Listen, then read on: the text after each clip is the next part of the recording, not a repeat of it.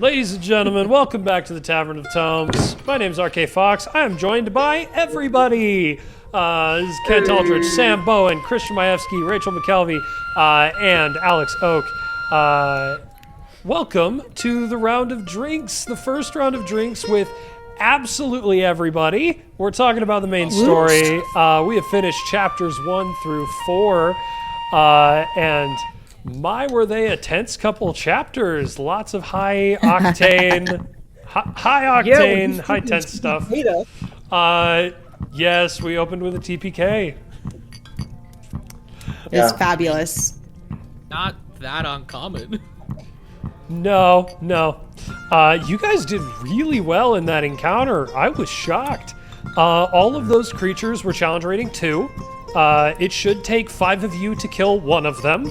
And the only one that really wasn't close to death was the executioner. Like, you guys, you did a number on him. The only thing that I realized in post that I had totally missed is that the spatial entity had resistance to bludgeoning, piercing, and slashing from non-magical attacks. And I realized that when it had 5 hit points left. Yep. Every single time I use a stat block, I always forget about resistances. Yep. Yeah. Mm-hmm. But no, y'all put up a good fight. Mm-hmm. Yeah. How did you feel? We opened with game mechanics and battle mechanics for your characters. How was that? Really testing the limits of you guys as a party. Yep. Was not expecting that. Yeah, no. That was gonna be a nice, easy, talk characters, get to know personalities. The moment, so I thought, oh, it's just gonna be like a small encounter, and then a second creature appears, and I'm like, and then 3 more appear, and you say, oh, he's gonna use his 3 attacks, and I go, okay, Reese is trying to kill all of us. Yep. Yep. You hesitated very, very little to coup de grace somebody 3 times for you to not be like, I'm gonna kill everybody here. Because I know the way you DM, you're not a super brutal DM. No, I'm so not. At that point, I was like, oh. Yeah. I honestly, I got worried in the middle that I wouldn't be able to kill you guys. Because you were doing too well. Also, forgot, it's the round of drinks. What are we all drinking? Alex has got a Pringles can. What do you want to drink? Water. I want your most expensive steak. To drink, to drink. I got water. I have the remnants of Pringles. Water. Sam? Got water. Water? Kent? I got a Coke Zero and a really cool beer stein that has my name on it that somebody gave me. Nice. Hey, Kent, I'm drinking. Kent, you're not supposed to have liquids in there.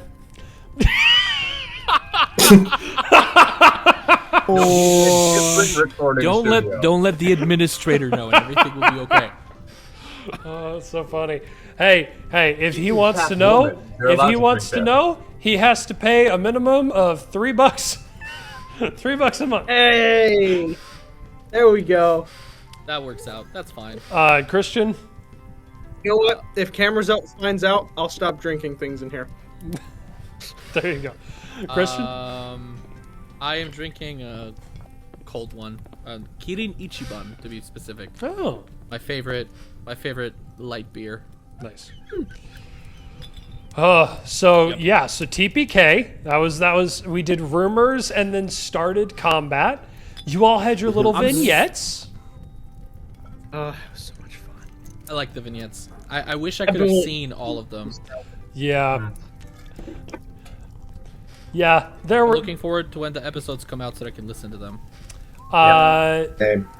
The first episodes, I'm probably gonna say you can't watch at least until. Oh, come on. Well, there's like some people, Christian. Your vignette didn't spoil a lot of who you are. Some of these vignettes are major spoilers for some of these people. There's a reason I asked you all to go in the storage closet. Yeah. Okay, goodness. No, Christian, how would you feel if in the first episode of Moody and D, I did Klaus's vignette and made that public knowledge? It was fun. It would have been fine. I would have been fine. I would have been completely okay with that. Yeah, I'm sure you would have, for sure. Yeah, I would have been completely fine. Mm-hmm. So yeah, no, I was so frustrated during the rumors phase because I was like, dang it, I want to know all the rumors. Yeah, no. And nothing about Straya came up. Nothing. I was shocked. I know, that was crazy. The dice were Yeah. just avoiding her. Yeah. I really liked that as a concept. I thought that was really cool to have, because what Reese did for the viewers, what Reese had texted us and told us to Send him. we all sent him one true thing, one false thing, and one thing that's true about someone we know but not us. Yeah, that And other so- people are spreading as a rumor about them. Yeah, and so it's really cool to be able to be like, oh, here's information about this person. Maybe. Yes. And it was Yeah. just, like, Yeah. It was really it was good because it, like, from my perspective, it felt like I was like knowing the rumors that I put into my character. It really effectively communicated that of like, oh, well, this very well could be true, Yeah. but it might not be true of them. Well, Or it might not be true at all. Yeah. Which is kind of what it feels like to hear a rumor. So it sat Yes. really well, Yep. like, Yeah. as a player Yeah. experience. Yeah, It legitimately, worked really, really well. amongst all the rumors that could have been hit, only 5 of them are true. And there are 15. Yeah, yeah. And so it's like, it's a really solid, like, there's no way of knowing if anything you heard was true. I think the only person we heard all of the rumors for was Wim. I think he was the only And the only one. person, and the one person we heard no rumors about was Straya. Straya completely got out scot-free. She gets to be the biggest mystery of all. Yeah. I am really excited about everybody's characters. I am really sad that we didn't get to see too much of Wim. I really wanted to go and talk to him, but I didn't get to. at Yeah, the when end you of the went to second bed, I episode. was like, dang, there's going to be no conversations now. I didn't Yeah. realize you guys were gonna have a full-on conversation and like introduce characters. I was like, okay, there'll be a quick like haha interaction, and then we'll all like go to bed. And then Yeah, no, it was Nah. like, The let's go next mess day. with the captain and let's talk about character motivations. And as soon as they were like starting to talk to the captain, I was like, I messed up. I'm not gonna go here much. That's so funny. you Also, 100% that was though, crazy. like, as a storyteller, There's a- 100%, there's as a storyteller, 100% encourage you to, like, if that happens again, you're like, man, I messed up. Take the reins and say, this is what Wim does below deck as he's getting ready for bed. And, like, here are the people that he would want to talk to who might be below deck. Because y'all didn't Yeah, talk I- to the crew that much. You didn't, like, go looking for, like, because you, like, there were a couple of, like, key figures that sort of got talked about, which were the captain, the first mate, the quartermaster, and the bosun. And really the captain and the first mate were the two people that we ended up focusing on. But, like, Yeah. you got, like, you went to talk straight to the captain, which not the smartest move, but there are a ton of other crew members that you can talk to, you know? It's just a matter of you going, Hey. hey, Yeah. Just go Hey, straight to find the the- source. That's what we're trying to we do. need to find the one obligatory NPC that our party will adopt and then carry through this entire campaign, whether or not Reese or the NPC likes it. Until as Reese far as I kills it. understand, Gives as far us as a I bunch of understand D&D, that is kind of like a must. This is a required Yeah. thing Yeah. to do. It has to happen. that's hilarious. Something Yeah. that's just like a personal thing that I also just love about this campaign, for myself, is that obviously, so we've kind of decided, it was mentioned in a couple episodes, like we've decided that like different accents are different, like Different languages. culture and languages and all this kind of stuff. Yeah. But the deep speech, the low class speech, is based off of Spanish. Yeah. which means because it's all pirate themed, it means it's European Spanish. Yes. And so it's low class European Spanish, which is where I grew up. Yeah. I grew up surrounded by low class European Spanish.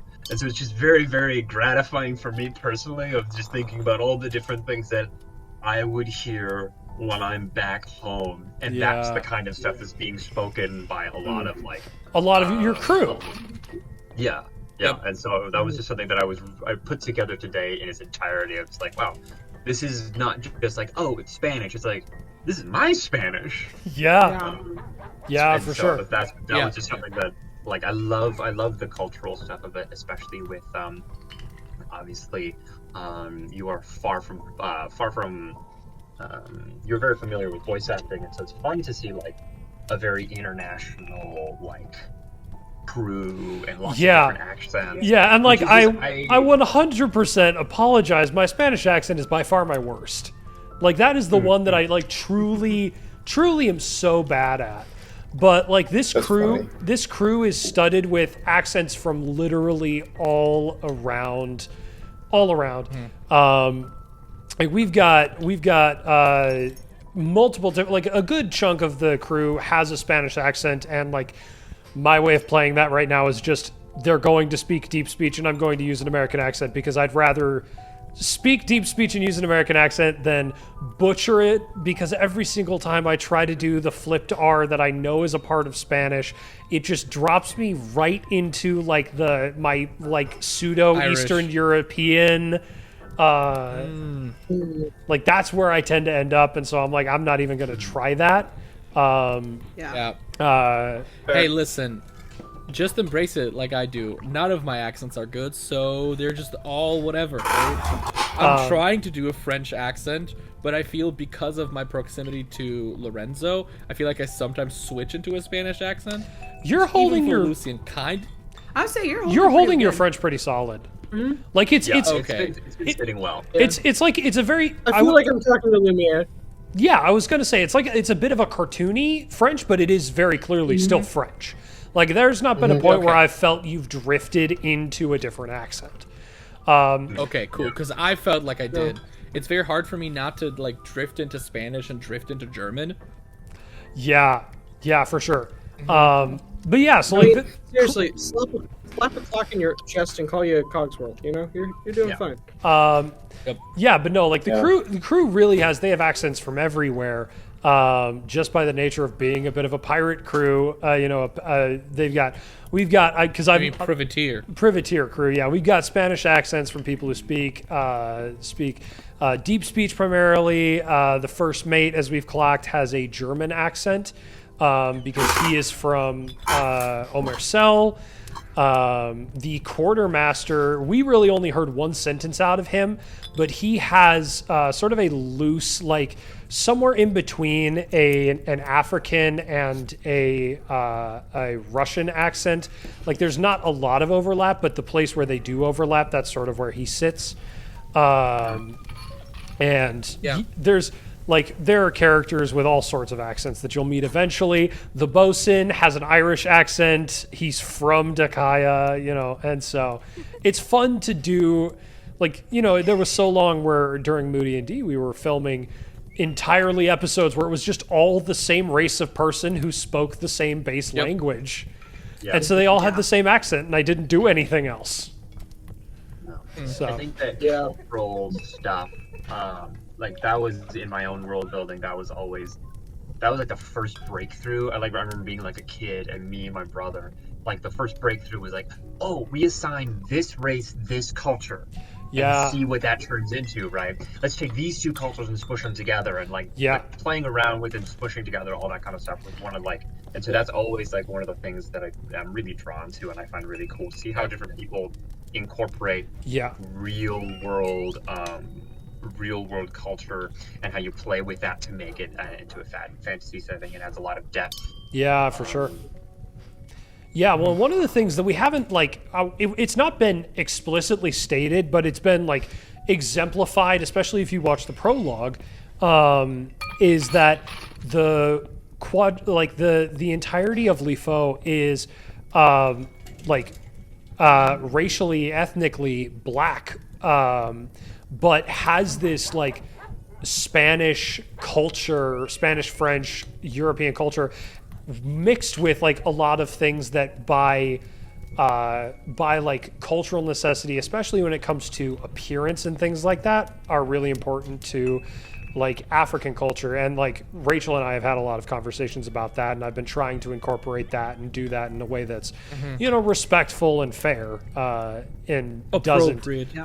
doesn't misrepresent, while creating space for something that is unique and will have its own characteristics. Misrepresent. Not on my watch. I'll be interested to see how. Wait, who is it that's from Omerzel? Is it the quartermaster? First mate. No, First mate is from Omerzel. the first mate. I'll be interested to see he and Vale's interactions being from the same place. Yeah, 100%. And I'll just say, the reason that Vale has an American accent isn't because he does. He has a German accent. I just am awful with accents, so Vale has a German accent. That's real. I honestly, that's why I ditched on the accent for this. I was like, I'm just gonna drop my voice and. I was gonna say you are doing a character voice though. Like you're still very clearly doing a character voice. Yeah. You know, Yeah. what's really funny is I actually practiced an accent for Wim for like the past 3 months. Wim hasn't said a word yet. Like, Wait, he he's hasn't used spoken? magic? Like, No. He hasn't spoken. Oh, he's that's used magic, true. which is a different way of speaking for him entirely. Yeah. So he hasn't spoken normally yet. Yeah, we haven't talked to Oh him. my word.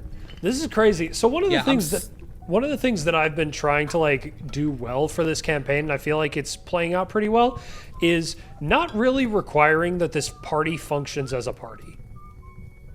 Yeah. There's very clearly still like Wim has not talked at all. There's definitely a degree to which it's like y'all can operate independently and we'll roll with whatever happens. Reese said, I learned from last time. Not gonna force you to be together. No, I loved Klaus last time. isn't here. It's okay, Reese. I loved what Wait, happened last guys. time. But really what I learned from is Brennan Lee Mulligan, Erika Ishii, Abria Iyengar, and Lou Wilson in Worlds Beyond Number. Because they had full, like, hour-long chunks of episodes where it was just one character who's nowhere close in the world to the other characters. And that was just something that I was like, that's fantastic. And that's something that we almost never see in D&D. Yep. Yeah, we're always told not to Guys, break the let's- party, and I feel like it I makes think more that's a sense. disservice to the game. Yeah. I see D&D shine Let's a see how lot many more. continents you can get. Especially with like the opportunity of you're all in the same boat, so you're going to be together enough, Yeah. right? I feel like that's a good. It's almost like a safe way to introduce that concept because it's Yes. not like a. Anyways, I'm going to go travel to the other side of the world and not talk to the necromancer that you guys are going to fight, right? Like Yeah. it gives like okay, we're all going to deal with the same problems. We're going to run into each other, but that can be more happenstance than might necessarily be like, oh, we're the gang, we're the motley crew that walk into the bar and talk to everybody, right? Yeah. Um, Yeah, like the captain does not care about Wim right now. The only person that the captain has like sicked Lorenzo on right now is Straya and Vale and Lucian. Yep. And what's really funny is that's exactly what Wim wants. I know. Yep. That's funny. Hilarious. Yeah, it's very interesting to me. I'm curious to see what all this time on a boat yields for the party. Yep. Especially because I'm really. I'm curious to see what conversations will begin to happen, because a couple of you have talked about the dream, but nobody's really said anything concretely. And none of the party, none of you guys as a group have really had any conversations outside of your brief conversation with the captain about what the frick was all that happened last night. And so I think it'll be very interesting. Yeah. No, I am so excited about this party because I feel like everybody's super. I mean, always everybody's super unique, but like I'm really excited because I can see where people are going with it, and I just wanna. I love the interactions already that are happening between Yeah. Oh, everybody. 100%. Yeah. Yeah. There's I everybody gotta- has. Go for it, Ken. Oh, I was just gonna say, like, I gotta ask because I do actually want to. I'm hoping that I did it right, but I'm trying. Like, Vale and Brand do have some similar things, but I'm trying very hard to make them different characters. Does Vale so far feel like a very different character? Slightly. I mean, yes, he does. Vale Absolutely. has very different aesthetics. I think there's an extent to which you as a player tend to create characters that just have a lot in common with you.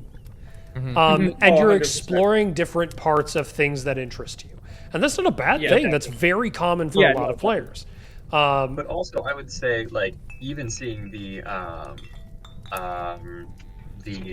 interactions with your character and Estrella, Yeah.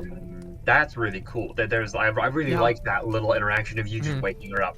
There's this decided It was so cute. I love Yeah. friendliness. It was great. It reads as a really, really entertaining. These are the two friends that managed to find a boat and go on an adventure. Yes. Which I kind of love that. I don't know. There's this vibe that I'm getting from the two of your characters that I think is really, really cool. And seeing that relationship start to play out. Yeah.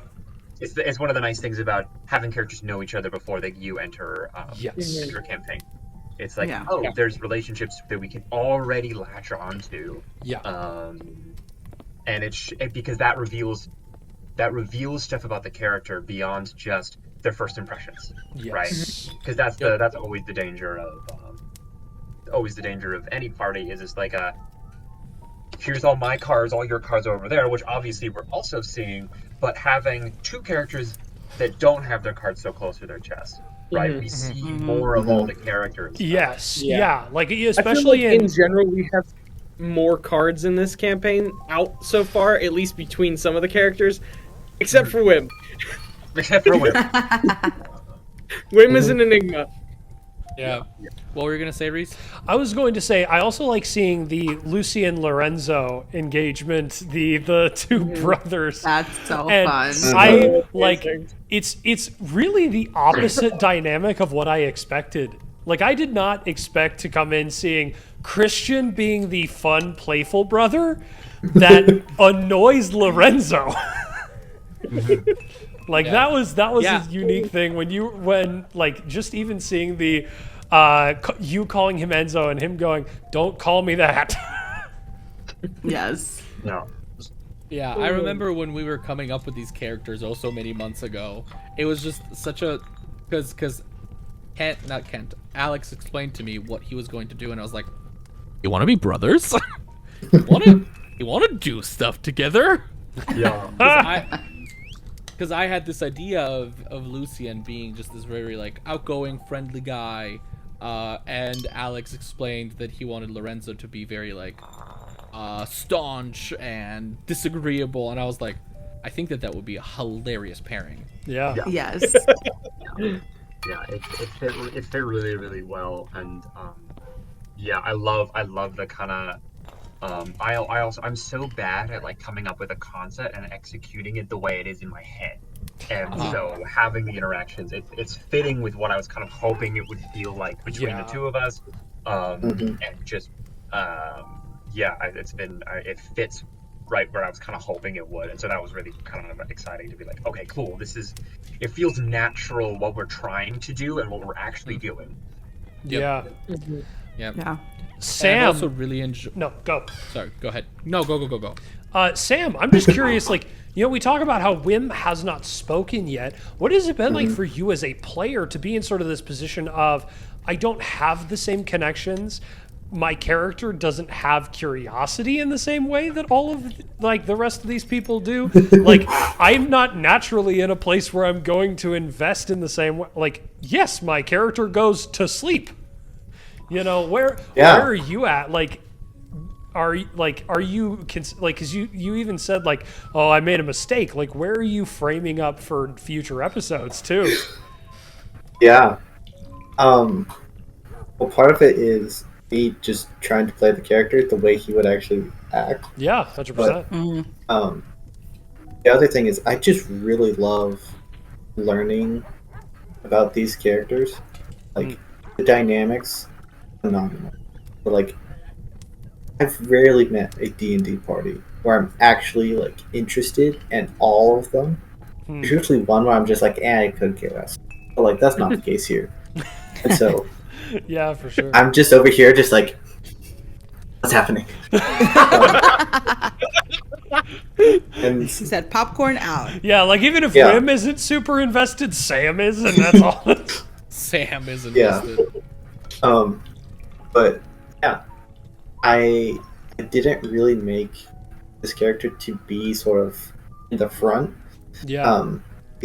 And so it's very much trying to tell his story through the little bit of time that he gets. Yeah. So like, you know, a little bit of personality when he's introduced, a little bit of personality in the combat, a little bit of personality getting up in the morning. Like, that's pretty much the screen time that he got.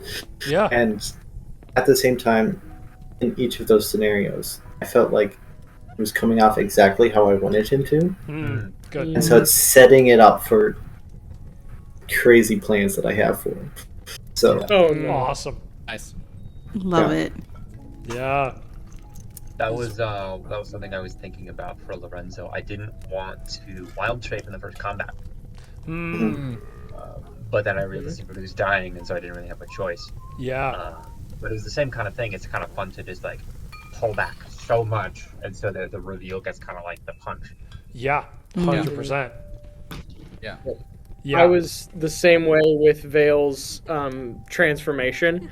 Yep. I knew I was spoiler. I did it in the vignette, but I like, and I knew I was going to do that, but I didn't want to do it in the first combat.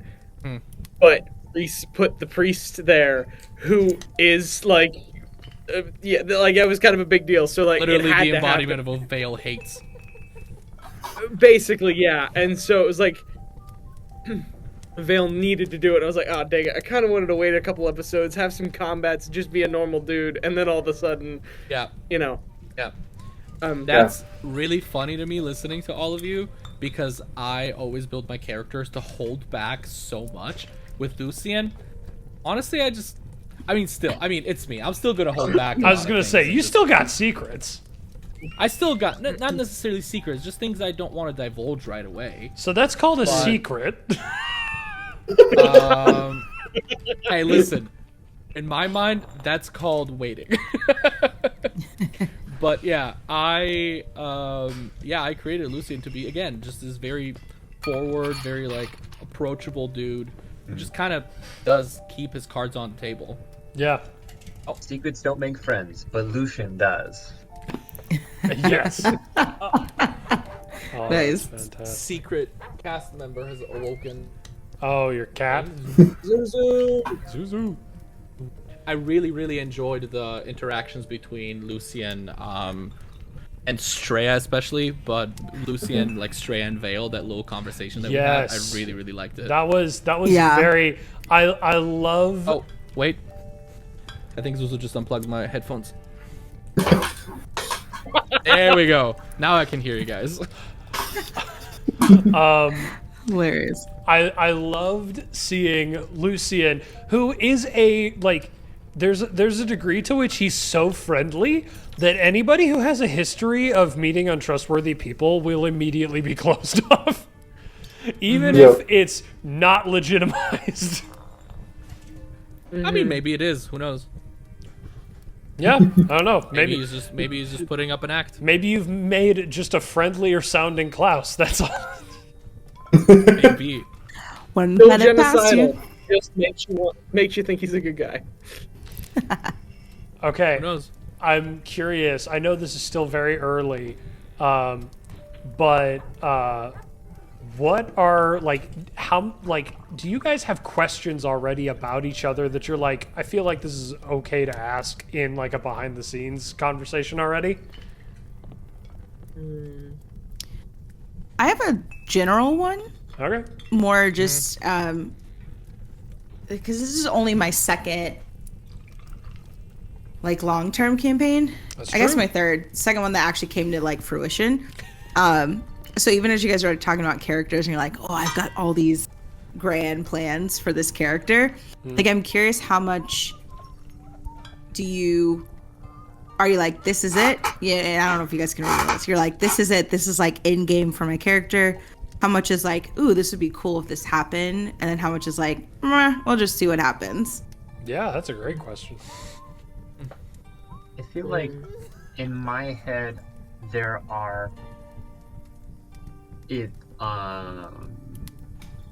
feel like I don't know if people have like anybody who's written a story or done any like writing, the first thing you do is often before you have like a general theme, an actual idea of what it's going to look like, you have like one or two scenes that you're like, oh, I just can't wait to get here.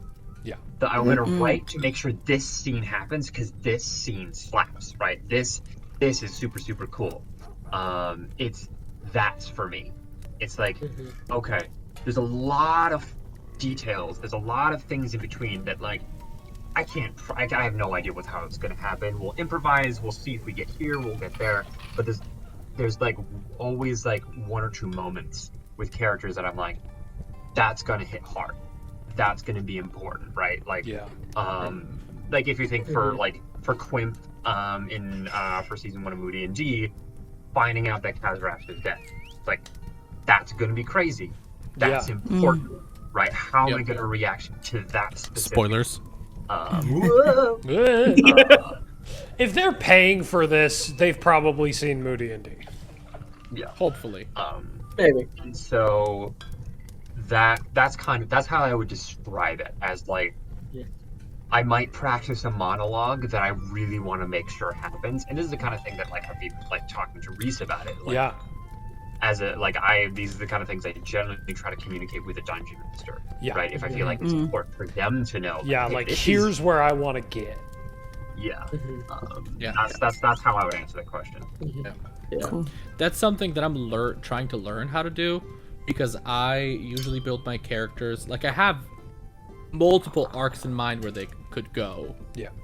but I always keep the bookend wide open because I like it to kind of happen naturally.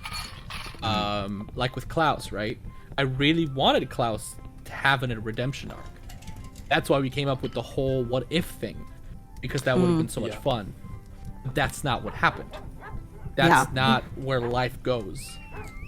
Because you guys, as much as I like to pride myself on like being able to predict what people will do and seeing the patterns, people don't always act the way that I think they will, right? And so I knew that certain things might happen, like the way that Klaus left. I had that planned out, but the plan also was created while I was playing it out. So especially for Lucian, I remember Reese texting me before we started playing, just being a little bit confused about certain things about Lucian. And I had to kind of say that I understand your confusion. I think it's supposed to be there. Yep. Because I am just as confused about this character as you are, because I will be answering these questions as we're playing. Yep. Yeah. Yep. Yeah. I think for me, I'm probably about the same as Alex. I have an arc that I really want to happen for Vale, and in that arc there's like one story beat that's super, super important, and Reese and I have talked about it. And I basically said, I don't care how the arc necessarily goes, but I want this story beat to be a part of Vale's story. And we'll figure out what that looks like. And so the elements of the story beat, like, will happen when they happen. And I'm sure Reese and I will end up having some more conversations as we move down that arc and kind of see where things are going. But I'm like, cool, this is an arc. This is kind of the story that I want to explore with at least Vale in maybe the earlier parts of this campaign. We'll see where it all ends up and things like that. But like, and then there's one story beat that I really want to happen with Vale. But who knows how it'll happen or what it'll look like or, those sorts of things and how that moment's going to play out. Yeah. I think so. Like I write stories kind of like in my free time, and so very much I love creating characters and sort of creating character arcs. When it comes to D&D, can't really plan for character arcs. Like, you can have an idea. Like I had a whole character who ended up going down this like anti-hero route because with the party interactions, they just set him on like this villain path, and then he unexpectedly came back with a redemption. Yeah. And it was just like could never have planned that, and I think that's part of why I enjoy D&D so much. So I'm doing something very different with this character. It is like I feel like Reese is really the only one who can quite think of the scale of what I'm trying to do with this character. There's in my head it's like it's very risky for me to be trying to layer this character so much. There's so many reveals that I have planned of where like it again I've been playing or planning this character out for like since I knew this podcast was like possibly a thing. Yeah. I remember the conversation 2 years ago of like, hey, if we had it, would you come back? And I was like, yeah. And I started creating this character then. Yep. And so it is like layers and layers and layers and layers and layers that I've just never had for a character before. And honestly, when he died in like the second episode we just recorded, I was like, that was 2 years of planning. Yeah, 'cause you were the first person to go down, so you just assumed you were gone. Yeah, It was that's just like- true. Yeah. That's true. You didn't see, all right, most of the party's dead. This probably isn't permanent. No, it was just one time I like plan out a character. He's like, I'm That's never it. doing it again. That's so funny. Oh, That's that's so so funny. rough. Yeah. Oh, No, no. I kind of like again. Yeah, doesn't matter. It's really funny to me. The way that first encounter went. Yeah. Yeah. I thought I didn't get it something- till the third of us went down. Mhm. Like Sam died, I was like, nah. And then I died, and I was like, really? And then I was It's like, just okay. I kind of like knowing Reese. Yes, it is possible for him to kill someone in the first encounter, like in the first session. I don't doubt it. But knowing Reese, that's just not something that he would do. That's something I would do. Yeah. I would, if I that's because- ever did that, I would discuss it with the player and be like, okay, here's the deal. I want you to come with a character that you're okay with me killing right away. Like there's, Yep, I am never cool with just murder the player right up. Like no, they spent time creating this character. I want to respect and honor that. Yeah. But I did it because concur. there was a shock value, and there are reasons that I did that. Yeah. Yeah. Well, I genuinely thought we were all gonna get resurrected, and then we were gonna owe our souls to somebody. Like I thought that's where Yep. this was Oh, going, and that's yeah. what Same. that's what was gonna like actually get us on the boat, and like to we now owe our lives to. You keep cutting out, Rachel. Oh, do I? I only had it happen think- once. Yeah, I think it's probably the noise gate. Maybe. Oh, sorry. You're fine. Yeah, I understood only what the you latter said, bit though. of that. Yeah. Yeah. Yeah. Yeah, no, I What thought about you, something similar. I was like, yeah, we're probably gonna end up, resurrected, owing our souls to somebody, or Yep. in the underworld for some reason, and have to break out of hell because why not? No, I do just a think bad dream. having That much prologue to here's the setting you're gonna be in, and then first session, welcome to the 9 layers of hell. Like that's I so wouldn't funny. put it past Reese. It'd be funny. It'd be really funny. Reese is a funny. world builder. He would take a month to describe a part of the world that we wouldn't be playing in for another year because we had to break out of hell. He would do it. No, I wouldn't. I'd like as much as yes, Reese would run with that. I don't think that is something that he No. would want to do. That, No, he that would doesn't. not be. Yeah. Your boy's a little too intentional. Yeah, your boy is So your boy is a intentional. creator and a storyteller first. Yeah. Yeah. But Yeah. Rachel, you never told us about your character creation processes. Yeah. Oh yeah. I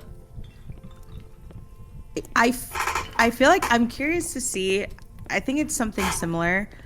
I feel like my backstory is super extensive, and I kind of came to Reese with like, hey, these things may or may not get revealed at some point, but here they are. If you want to use them, if not, cool. I think I enjoyed so much the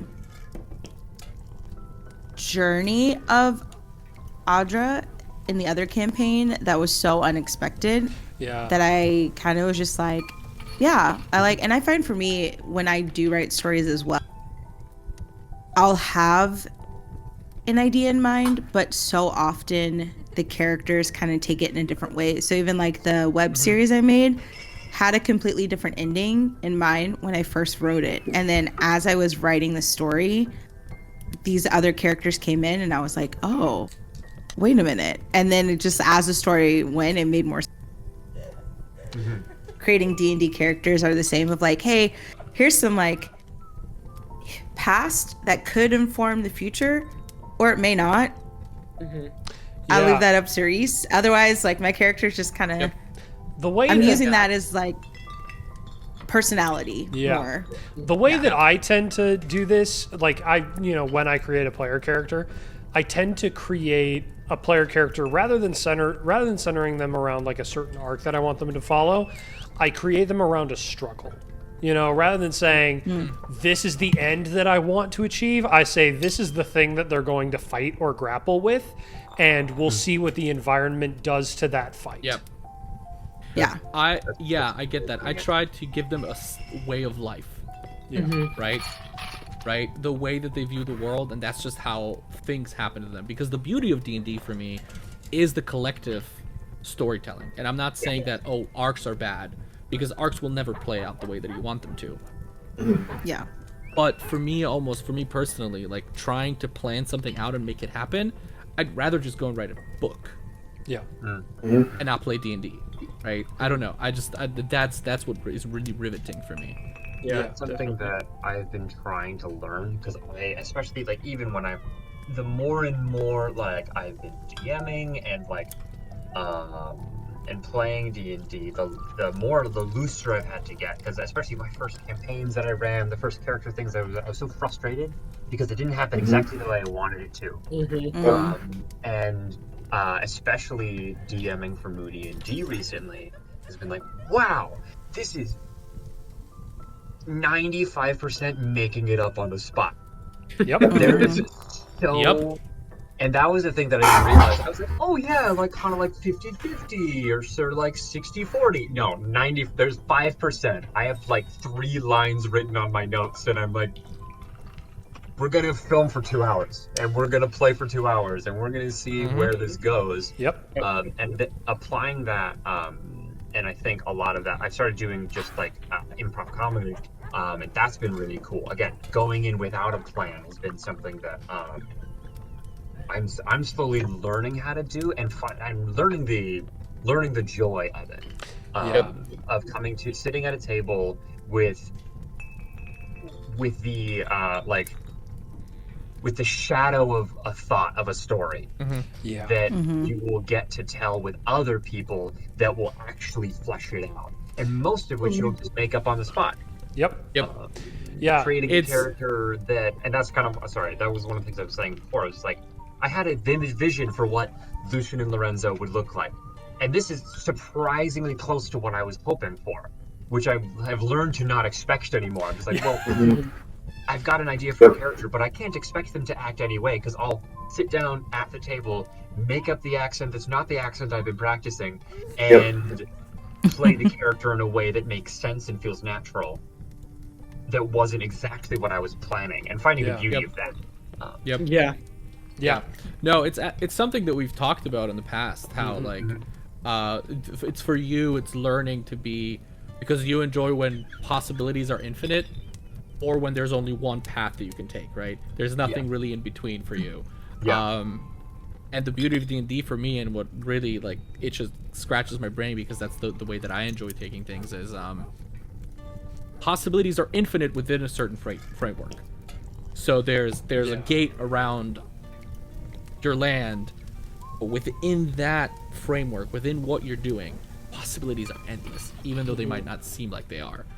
Yeah. It's so great. Yeah. That's why I love this game. That's why, like, I think I learned that really practically when we were playing the short series on Moody and D Blood in the Mud, where I had a character that it was a short series. You're not really going for a character that's going to be around for a long time. I was making more of a static kind of, here's a really cool idea, and I just kind of want to play with this idea for a couple episodes, right? And I have this relatively static, evil character who's just, trying to gain power and become this, slumlord, basically.